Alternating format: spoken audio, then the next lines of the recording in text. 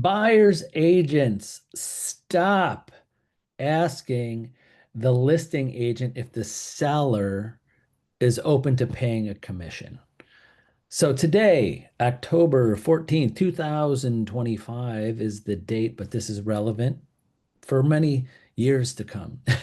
So it's been over a year since the National Association of Realtors decided to make the change that buyer's agency is required. And the laws and the ethics of who pays commission, who's offering commission, and all of that. But first, let me back up. Everything I'm saying, I am not an attorney. I'm not the National Association of Realtors, the Department of Justice, whatever. No one's calling me for my opinion, but I'm going to give you it. I'm going to give you my opinion as a broker of over 30 years of experience with over 500 agents and thousands of sales every year and about 80% of those buyers agents, and why you as buyers agents should be a little pseudo legally, ethically, and just in negotiations asking the listing agent if you're offering a commission. So there's two major things, and I'll go over a few more. One, it's irrelevant.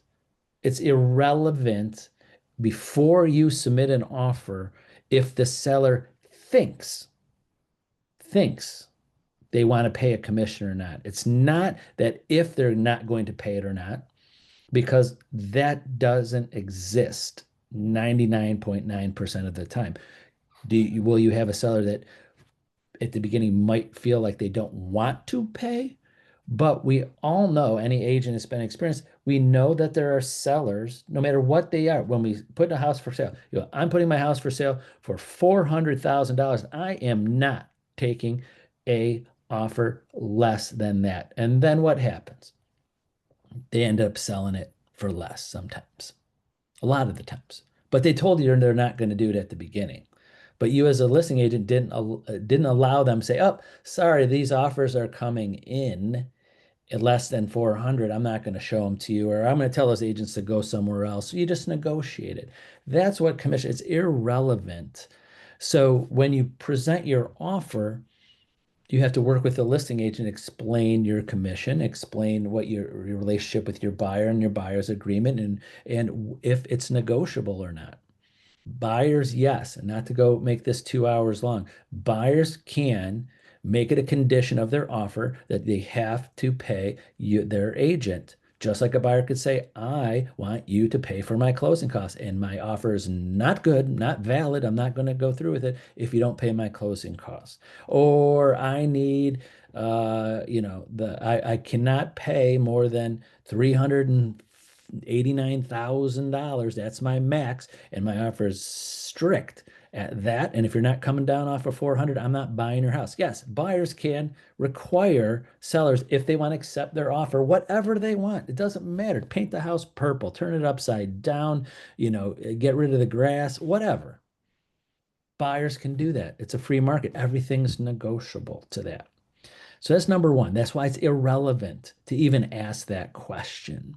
It's kind of like calling up a listing agent. "Hey, by the way, will the seller take less than 400,000?" You already know they might do that. That. Second most important thing is people are people, emotions are emotions. So you could put your buyer at an emotional disadvantage with the seller.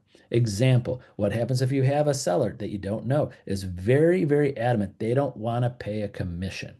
Like that, you call the listing agent up, and that listing agent tells you, "No, my seller does not want to pay a commission." And then you send in the offer to them.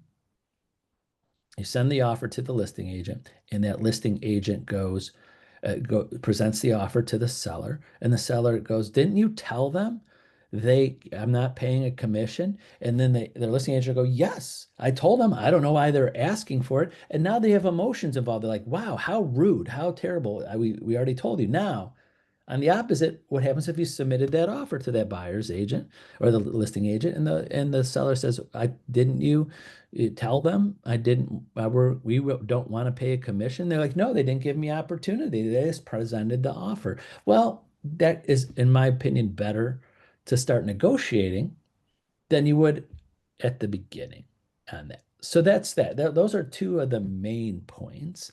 But third example, and I'm not throwing out any numbers, but I'm going to switch this up to listing agents. Why I tell our listing agents, never tell the buyer's agent, my opinion, if the seller is agreed to this in our listing agreement, they agreed to this in our listing agreement because we have a box for that that says not to disclose exactly what they might pay. It's we'll bring in your offer. We're open to paying a commission. Why? I'm throwing out a number, but this is not say anything. Say your seller gets, yeah, I'm willing to pay up to 3%. Now you just showed your cards because there's some buyer's agents out there that are not charging their client 3% or wanting 3%. Maybe that buyer's agent is their best friend and this is the only house they showed them. Like, I don't want to put you at a disadvantage. I only want a flat fee or 1%. So we're going to ask the seller to only pay 1%. Again, this is just an example.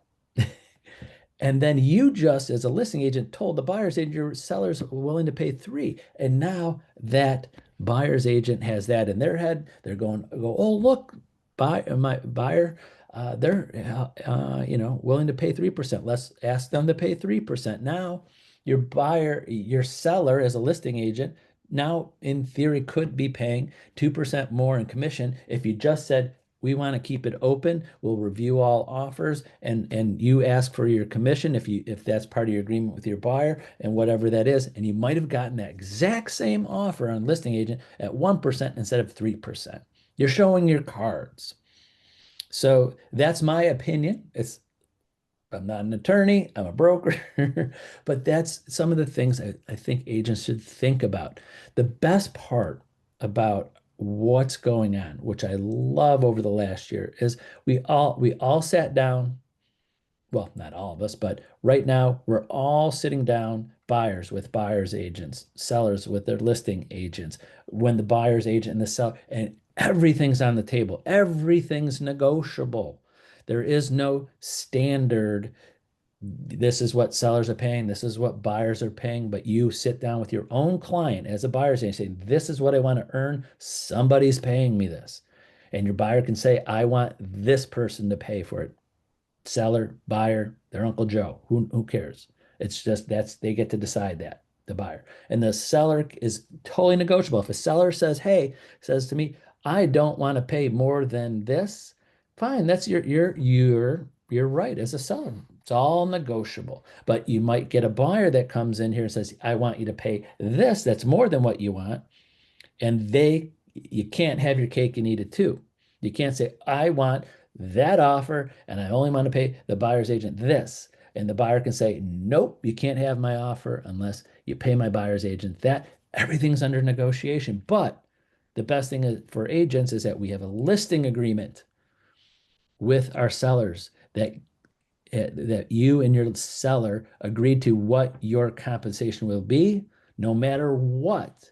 And buyers, now you have buyers agreements with your buyers. Before you even start showing houses, you have an agreement with your buyer of what your compensation will be.